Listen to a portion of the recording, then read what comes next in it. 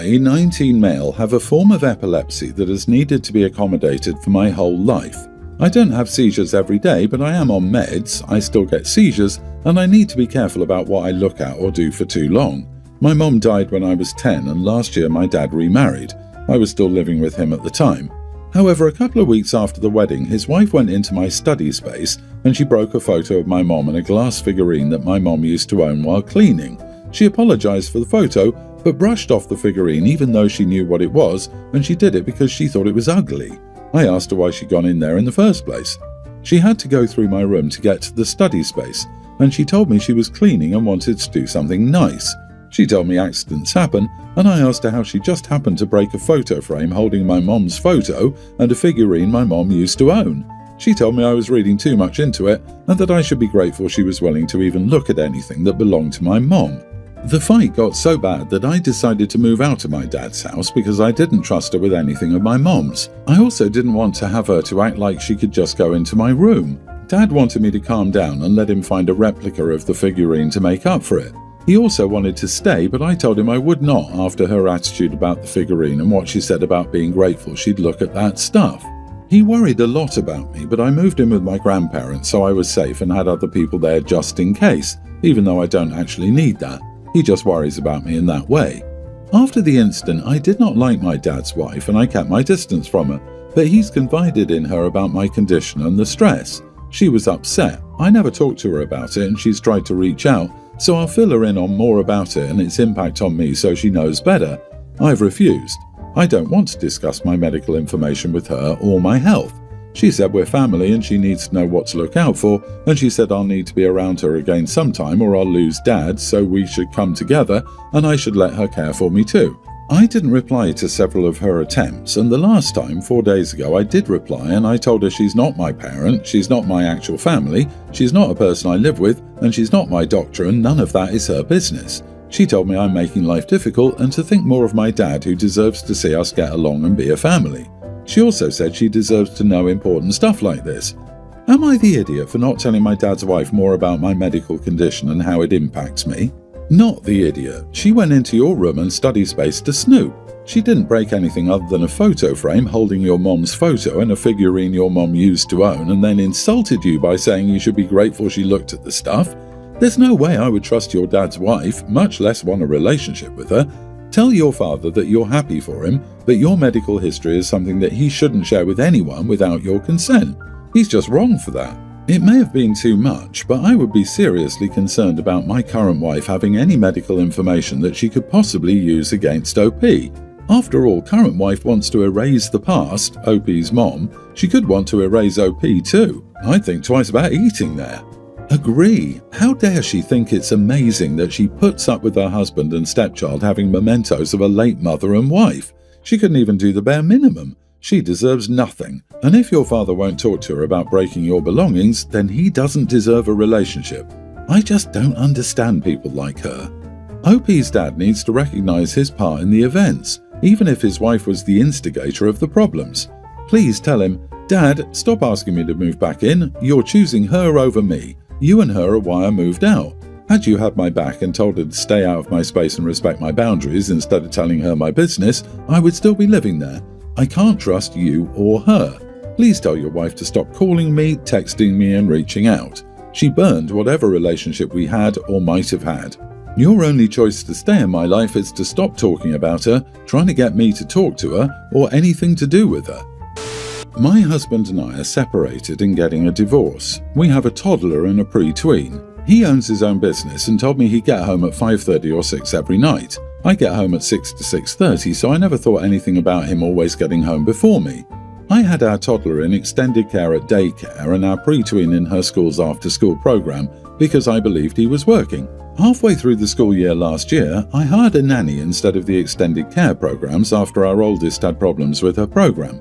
I got a call from the nanny about 2 weeks in, saying my soon-to-be ex-husband locked them out and was telling her to take them to the park, but the kids were hungry and she didn't have car seats. His house is walking distance from school and daycare, so she didn't need car seats. I called him and he said he got home early and wanted some space for the kids and didn't want a random nearly adult in the house.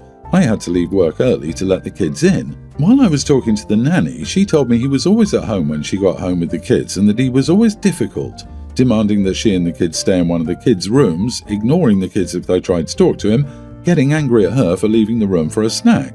That was the straw that broke the camel's back for me. I filed for divorce by the end of the next week, and the kids and I moved out by the end of the next month. I ended up letting go of that nanny, and now we have Amina, 24. Amina is a Middle Eastern refugee with 3 kids, a toddler, a preschooler, and a pre-tween. Hiring Amina is one of the best decisions I've ever made. I get home every day to a clean house, homework done, and some of the best Arabic food I've ever had.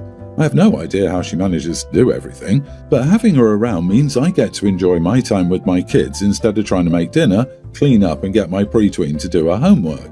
She does the grocery shopping, keeps track of school events, and even handles things like clothes shopping for the kids and school supplies shopping.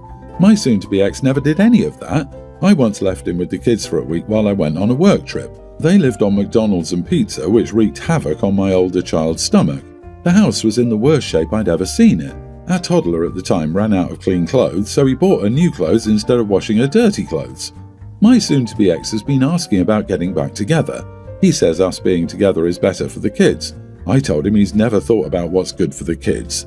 Even when he takes them for the weekend, all they do is go to Grandma's house. I asked why I should go back to him when Amina does more for us than he ever did. He argued that he works to provide for us but thought it was different from me also working, apparently close to double the hours he worked and for similar money. Now his family is accusing me of being a bad mom and saying if I cared about the kids, I'd want them to have 2 parents. Am I the idiot? Not the idiot, and I personally would marry Amina. Your ex is a lazy liar who hates his kids and family. However, you do not have to give a reason to anyone for not wanting to reconcile. If they insist, then I found that I am happier, the kids are more stable, and our lives run more smoothly as things are right now. That's it. No one is owed an explanation for your decision, not even the soon-to-be ex. Ex just wants to get back together because I bet he hates paying child support and not being taken care of by OP, and his family wants them back together because this way he won't foist his children on them when he has custody. Forget him. This is the reason my ex threw a big fit about how he would leave because we didn't respect him, i.e. we all called him out for not doing his part. We all said, sounds good. A week later he's back grovelling saying he no longer wants to leave. Turns out the lawyer told him he was going to have to give me half of his retirement and that was a bridge too far for him. The kicker was he refused to let me put any money into retirement for the 9 years I stayed home because it was all his money. My boyfriend is a very smart man and he likes to talk. He will often start talking about a topic he's interested in and keep monologuing about it for like 10 minutes. However, he'll do it without caring if I'm listening to him or not. Whether I'm reacting to the things he's saying or not, he'll just lead a monologue whose purpose doesn't seem to be anything other than to lecture me and show me how stupid I am. As you can perhaps understand, I'm quite annoyed by this, but don't know how to handle it. A few weeks ago he was lecturing me about car engines. I literally can't even drive, and I tried just straight up telling him, hey, I'm not really interested in this, and he got offended and then started telling me, I'm not interested in this every time I tried to share a piece of info, even if it was relevant to him, with him. This morning I had trouble with my internet. I was supposed to be working from home and I asked him about it. He helped me but then started explaining the issues with my VPN and how VPNs work. I tuned out after a bit because I couldn't understand a word he was saying and I started checking my emails. Then he got offended again because I was ignoring him. I told him that I really don't like it when he lectures me and that I would like him to stop doing it. He told me that he doesn't feel like he's lecturing me. In the end, I kind of mockingly asked him whether he would prefer me to just stare at him until he gets it out of his system, since I apparently can't even tell him when I'm not interested in something. He got offended again, and the atmosphere at home was so tense I decided to go to the office instead. I acted out of long-term built-up irritation, so the discussion was probably not very productive from my side. He seemed kind of hurt in the end too, so I'm just wondering whether I'm not in the wrong here.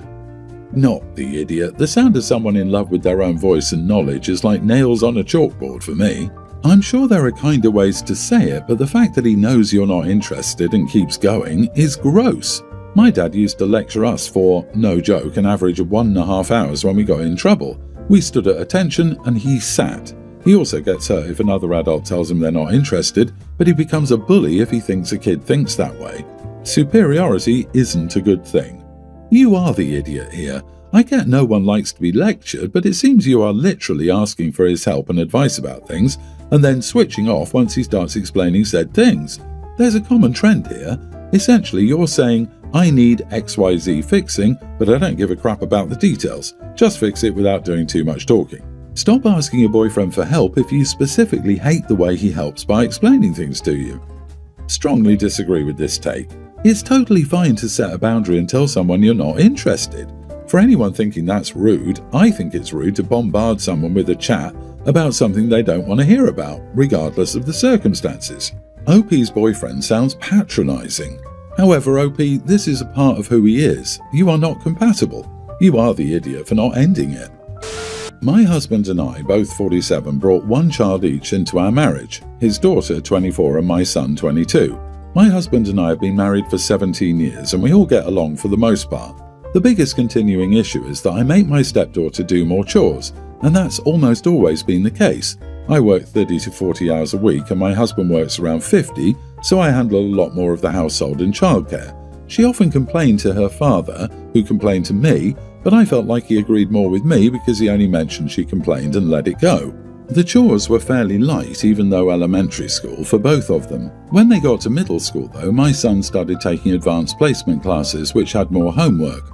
He also started doing some volunteer work, mentoring younger kids. He's always been very scholarship-minded because he knew he didn't have a lot to save back.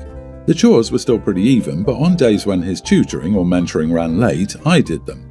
I didn't do the same for her when she was out later with friends. She's always been well liked with lots of friends because she has a very bright, fun personality.